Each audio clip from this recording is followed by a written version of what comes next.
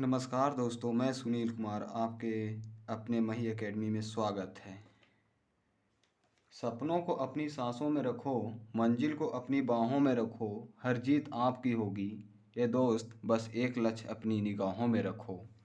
मैं आपके सामने जैसा आप देख रहे हैं, पार्ट फर्स्ट है, अनुप्रयुक्त गणित सेकेंड है, applied mathematics second, polytechnic year का फर्स्ट ईयर का सेकेंड सेमेस्टर है, मैथ खंड उसमें भाग है। जैसा मैं सिलेबस आपको दिखा चुका हूँ पहले भी, फिर मैं दिखाने जा रहा हूँ। कृपया इसे देखें अच्छे से। ऐसे भाग में बटा हुआ है। खंड फर्स्ट में समाकलन गणित फर्स्ट है। इसमें हमको 5 चैप्टर पढ़ने हैं। समाकलन है, प्रतिस्थापन द्वारा समाकलन, खंडशः समाकलन है, आंशिक भिन्नों द्वारा समाकलन है, कुछ विशिष्ट समाकलन है। उसी प्रकार खंड 2 में भी है, जो है इसी तरह से है। निश्चित समाकलन है, समाकलन के अनुप्रयोग है, जो कि ये ज़्यादा पूछता नहीं है। इसको फिर भी देखेंगे, पूछता नहीं है। माध्यमान है, आंशिक समाकलन है, बीजी समीकरणों का हल है आंशिक विधि द्वारा सॉरी। उसके बाद खंड 3 में केवल वृत्त है, सर्कल। उसके बाद क्या है, फोर्थ खंड में क्या है, अंतरिक्ष है, बिंदु, अंतरिक्ष में बिंदु है, समतल है, सरल रेखा है। अब इसमें हम लोग समाकलन देखेंगे।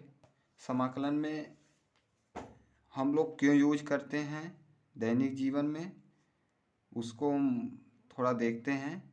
हम लोग इसका कहाँ कहाँ यूज करते हैं, हम लोगों को पढ़ तो लेते हैं लेकिन पता नहीं रहता है। जैसे हम लोग जानते हैं कि यदि वृत्त का क्षेत्रफल निकालना हो, आयत का क्षेत्रफल निकालना हो, त्रिभुज का निकालना हो, हर चीज़ का हमारे पास सूत्र अवेलेबल है, मौजूद है। लेकिन यही चीज़ ऐसा हो जाए,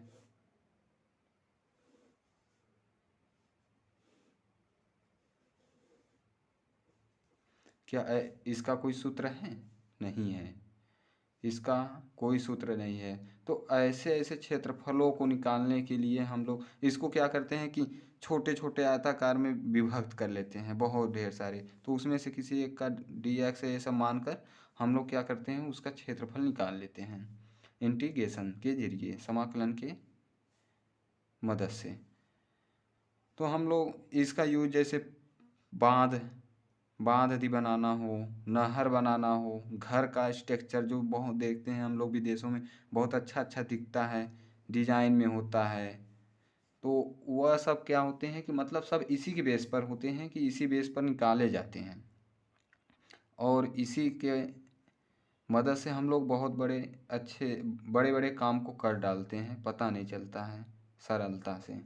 तो हमारे जीवन में इसका बहुत अहम रोल है, जो कि हमें पढ़ने के लिए इंटरेस्टेड बनाता है। समाकलन ऐसा चीज़ है, इसे देखकर बहुत लोग डर आ जाता है कि ये हम कैसे सीखेंगे, इसका हमको तो आएगा नहीं। हम दोस्तों, मैं आपको ऐसे भाषाओं में भी सिखाएंगे, सरल भाषाओं में एकदम, और हर एक एक टॉपिक पर हर एक एक स्टेप में हम सूत्रों को एनालिसिस करते हुए, सूत्रों को लिखते हुए मैं बताऊंगा। आपको सूत्र याद करने की कोई ज़रूरत नहीं, केवल हमारे मही एकेडमी चैनल पर बने रहें। और मैं आपको गारंटी दिलाता हूँ 40+ आएगा, 50 में। केवल हमारे साथ अभ्यास करिए, मैं कहता हूँ कि इससे कम नहीं आएगा, मैं कहता हूँ। तो मैं इसी को एक लक्ष्य बनाकर मैं स्टार्ट करूँगा अपना। रही बात, हम यही कहेंगे दोस्तों, यदि मेहनत आपका हथियार है, मेहनत अगर आपका हथियार है, तो सफलता आपका गुलाम है। इसे ज़रूर ध्यान रखना। तुम हमें मेहनत से नहीं डरना है, हमें हमेशा लगे रहना है। और मैथ में सूत्रों को याद रटा नहीं जाता है। रही बात जहाँ तक, सूत्र हमेशा याद किए जाते हैं। तो हम ज़्यादा समय न लेते हुए मैं अपने सूत्रों की तरफ आगे बढ़ता हूँ। मैं एक चीज़ और बता दूँ कि पहले हम लोग इंटीग्रेशन पढ़े थे, इंटीग्रेशन सॉरी समाकलन अवकलन। तो अवकलन जो होता है, अवकलन का इसका विपरीत रूप होता है समाकलन। यदि आप अवकलन अच्छे से पढ़े हैं तो समाकलन एकदम कुछ नहीं है, समाकलन उसी का विपरीत है, आप कर ले जाएंगे। मैं गारंटी लेता हूँ, आपको कोई कहीं दिक्कत नहीं होगा। यदि आप अवकलन सही से नहीं किए हैं तो भी मैं कहता हूँ कि आप कर ले जाएंगे, केवल बस हमारे इस चैनल पर बने रहें। मैं जैसा कि हम लोग जानते हैं कि अवकल गणित में फलन दिए होते हैं, उनका हम लोग क्या करते हैं, अवकलन गुणांक ज्ञात करते हैं। अवकलन गुणांक ज्ञात करते हैं तो हम लोग, परंतु समाकलन में क्या करते हैं कि हमको जो फलन होता है उसको समाकलन के जरिए हम इस फलन को प्राप्त करते हैं। इंटीग्रेशन के मदद से हम इस फलन को प्राप्त करते हैं। जैसे कि मान लो इंटीग्रेशन है साइन एक्स डी एक्स, इसका होता है माइनस कास एक्स प्लस सी। तो अब इसी का यदि मैं अवकलन करूं इसी का, तो क्या होता है, माइनस कास एक्स कोष्टक में है डी डी एक्स, यह माइनस बाहर निकलेगा तो डी डी एक्स कास एक्स। तो इसका करेंगे, कास है, कास का अवकलन हम लोग करते तो क्या आता था, माइनस, माइनस पहले से माइनस मान लीजिए लगे साइन एक्स, यह माइनस माइनस मिलकर साइन एक्स आ गया। और रही बात सी, जो है अचर है, एक नियतांक है, जिसका यदि हम अवकलन करेंगे तो क्या आएगा, यदि हम किसी चीज़ का अवकलन अचर पद का करते हैं तो क्या आता है, शून्य।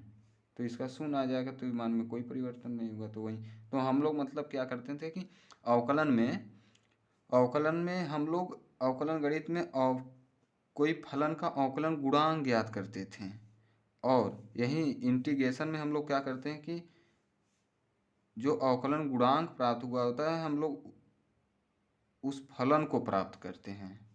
जो हम लोग इसमें फलन यूज करते थे अवकलन गुणांक ज्ञात करने के लिए, इसमें हम लोग क्या करते हैं कि इस फलन को हम लोग इंटीग्रेशन के जरिए प्राप्त करते हैं। उल्टा होता है, एक तरह से कह सकते हैं कि अवकलन जो इंटीग्रेशन जो होता है वह समाकलन का व्युत्क्रम होता है, इन्वर्स व्युत्क्रम होता है। जैसे इंटीग्रेशन है F x dash into d x equal क्या आएगा, एफ एक्स प्लस सी। यह क्या है, डैश क्यों लगाते हैं, क्योंकि यह अवकलन, जब हम लोग अवकलन गुणांक करते हैं तो अवकलन प्राप्त होता है तो किसी का एक बार हुआ होता है तो डैश लगाते हैं। तो वही है कि हम लोग क्या करते हैं, हम लोग तो पहले ही बताएं कि मतलब हम लोग फलन को ज्ञात करते हैं, जो इसमें फलन दिया होता है उसी का हम लोग ज्ञात करते हैं। तो यह अवकलन है और इसी का हम लोग फलन ज्ञात करेंगे तो एफ एक्स प्राप्त होगा जो पहले दिया रहता है। तो इसमें इस चीज़ को समाकल बोलते हैं और इसे समाकल कहते हैं। और यह नियतांक होता है, तांक होता है, कांस्टेंट होता है, नियत होता है, कोई अचर पद होता है।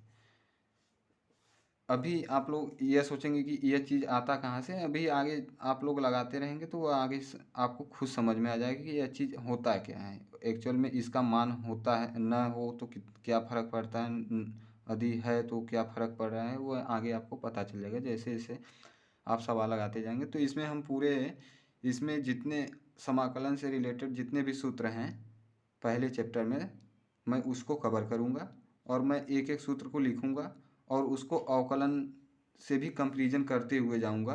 और हमारे साथ बने रहें, स्किप ना करें वीडियो, एक तरफ से देखें तो समझ में आएगा आपको। तो मैं चलता हूँ अपने लक्ष्यों की तरफ। पहला है integration x power n into d x. इसका होता है एक्स की power n plus one upon n plus one plus c. कोष्टक में लिख लेना एन नॉट इक्वल वन होता है। इसको यदि मैं अवकलन से कंपैरिजन करूँ, हमको यह है, हमको यही चीज़ प्राप्त होना चाहिए यदि हम अवकलन करें। तो अवकलन में यदि मैं करूँ डी डी एक्स इसका एक्स पर n plus one upon n plus one,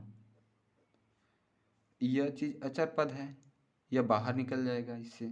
तो d d x one upon n plus one d d x, एक कोष्टक में कर लीजिए, डी डी एक्स बचेगा कितना, एक्स पर एन प्लस वन। मैं इसका अवकलन करूं, जबकि हम लोग अवकलन में देखें कि डी डी एक्स पर एन का एन इंटू एक्स पर एन माइनस वन होता है सूत्र।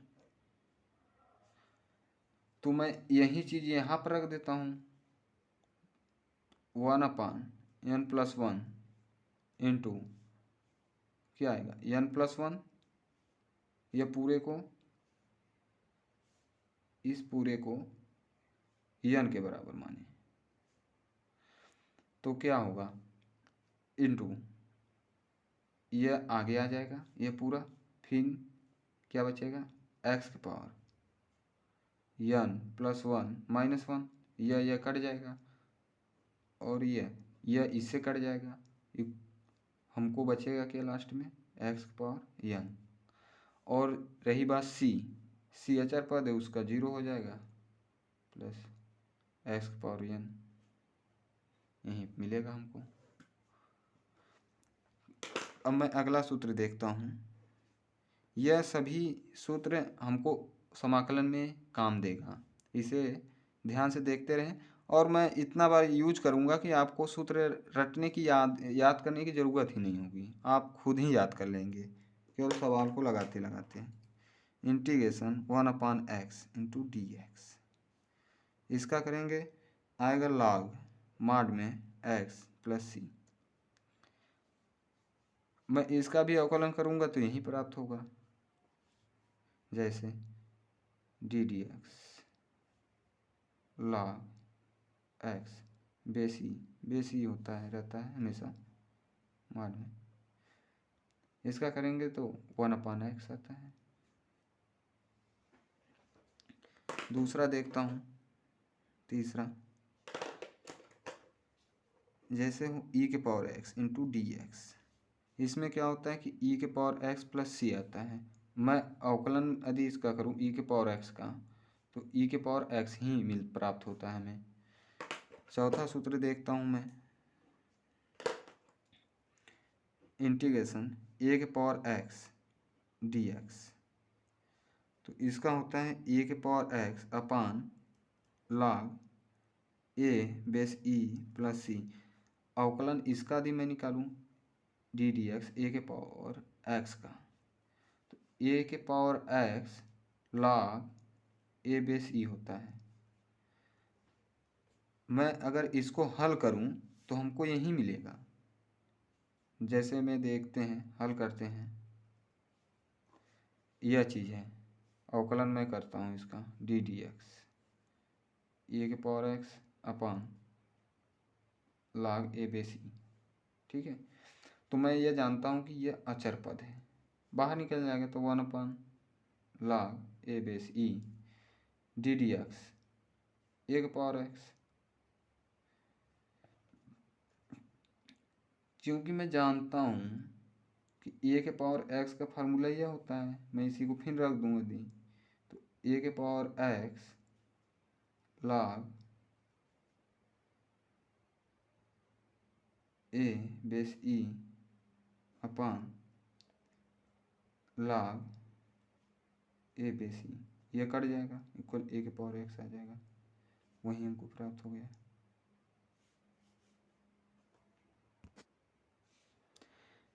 Integration sine x d x, इस क्या आएगा माइनस कॉस एक्स प्लस सी। इसी प्रकार जबकि हम लोग जानते हैं कि इसका अवकलन मैं करूँगा कॉस का, तो माइनस आएगा sine x, minus sine x या माइनस मिलकर प्लस साइन एक्स, यही हमको फलन प्राप्त हो जाएगा। अब छठवां देखते हैं, integration cos x d x. तो इसके लिए हम लोग कॉस है तो इसका आ जाता है साइन एक्स प्लस सी। सातवां देखते हैं, integration sec square x d x. Sec का टेन हो जाता है, टेन एक्स प्लस सी, क्योंकि हम लोग जानते हैं डी डी एक्स अवकलन करें सेक टेन एक्स का,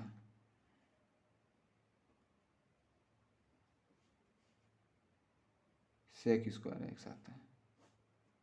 यह जैसा कि आपको पिछले सेमेस्टर में याद होगा। आठवां देखें, तो integration cosec square x d x equal होता है कोसेक, सी से शुरू होगा, जैसे आपको याद करने के लिए मैं बता रहा हूँ, सी से शुरू होगा तो ज़्यादातर यहाँ पर केवल ध्यान देने की वाली बात है कि साइन का माइनस कास एक्स हो जाता है और बाकी यह कास का साइन एक्स रहता है, लेकिन यहाँ पर माइनस कोसेक है तो minus cot x plus c. Integration cosec x into cot x d x, इसका होगा माइनस सी से तो कोसेक एक्स प्लस सी। इसी प्रकार 10वां सूत्र देखते हैं हम, इंटीग्रेशन कोसेक हो गया। अब आते हैं हम लोग cot x into d x, इसका होता है लॉग में मॉड में साइन एक्स प्लस सी। यह आता कैसे अभी मैं बताऊं, जैसे इसको अलग से अभी धीरे धीरे, अब खैर आपको ये चीज़ न समझ में आया, लेकिन अभी आगे 2-3 लेक्चर के बाद आपको समझ में आ जाएगा कि ये चीज़ आया कहाँ से। जैसे कि मैं एक एक सूत्रों को मैं बता सकता हूँ यहीं पर, लेकिन अभी मैं जब सवाल को हल करने लगेंगे तो ये चीज़ ऑटोमेटिक आपको खुद ही याद हो जाएगा ये आता कहाँ से है, ये सूत्र ऐसे आता कहाँ से। जैसे काट है, काट को हम क्या लिख सकते हैं, कॉस एक्स बटे sine x into d x. मैं साइन एक्स को यदि टी मान लूँ, जैसे साइन एक्स बराबर टी, मैं अवकलन करूँ इसका दोनों पक्षों में, तो साइन का कॉस एक्स डी टी अपान डी एक्स, जैसे दोनों पक्षों में एक्स के सापेक्ष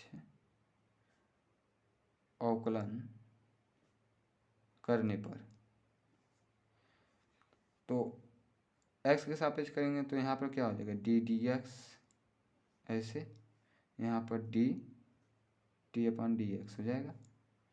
तो मैं इसका करूँगा तो इतना आएगा, तो ये डी एक्स यदि मैं ऐसे निकालूँ, यहाँ का मान, यहाँ से डी एक्स का मान निकालूँ तो D t upon cos x आएगा। तो मैं इसी डी एक्स का मान यहाँ पर रख दूँ और जो हम माने हैं साइन एक्स बराबर टी, इसका मान यहाँ पर रख दूँ, तो क्या हो जाएगा integration cos x sine x बराबर t into d t, x के स्थान पर मैं यह चीज़ रख सकता हूँ d t upon cos x,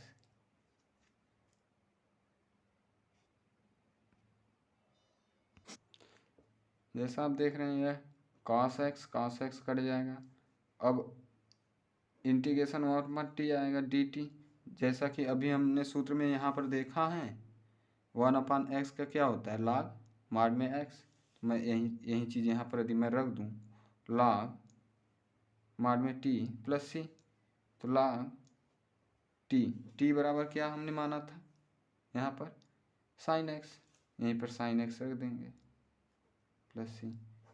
तो ऐसे ही ये सूत्रों को प्राप्त किया गया है, लेकिन अभी मैं केवल सूत्र को ही लिखूंगा, उसके बाद ये डिफाइन आगे मैं खुद कर दूंगा सवाल में। अभी फ़िलहाल मेरे साथ सूत्र को लिखें, समझें। अभी नया नया चैनल है तो स्टार्ट हुआ है, तो अभी मेरे पास उतनी सामग्री नहीं है कि मैं आपको अच्छे से प्रोवाइड कर सकूं, लेकिन आप लोग यदि मेरा हेल्प करेंगे चाहेंगे तो मैं कर सकता हूं अच्छा आप लोगों के लिए। तो आप लोग यदि वीडियो अच्छा लगे तो आप लोग लाइक सब्सक्राइब और दोस्तों में शेयर ज़रूर करिएगा। मैं अगला सूत्र देखता हूँ। काट के बाद आता है, मान लीजिए 10x का क्यों ले लेता हूँ, इंटीग्रेशन 10x dx। इसका सूत्र मैं देखूँ तो 10 का log में 10 का सेक होता है सेक x, और इसका एक और सूत्र होता है माइनस में log cos x plus c, यहाँ पर भी प्लस c रहेगा।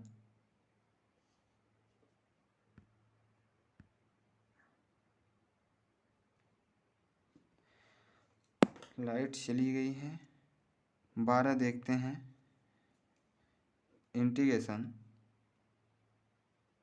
10 कॉट हो गया, उसके बाद बचता है sec x into d x. इसका होता है log mod में sec x plus 10x mod बंद प्लस c। इसी प्रकार से इंटीग्रेशन 13 देखते हैं, इंटीग्रेशन सेक हो गया सेक एक्स इंटू 10x ले लेते हैं,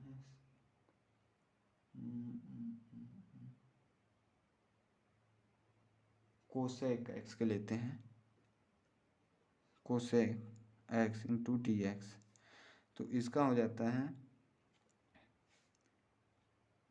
log में mod में cosec x minus cot x mod 1 plus c।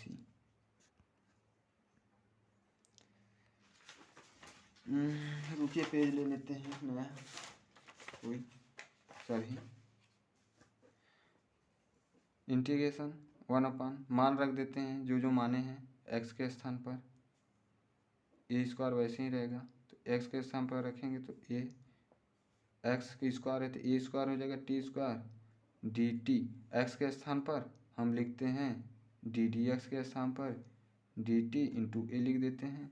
अब इसमें से ए स्क्वायर कॉमन ले लेते हैं बाहर, दिख रहा है जैसा, integration 1/1 plus T square into d T. ये बाहर आ जाएगा, यह कट जाएगा एक।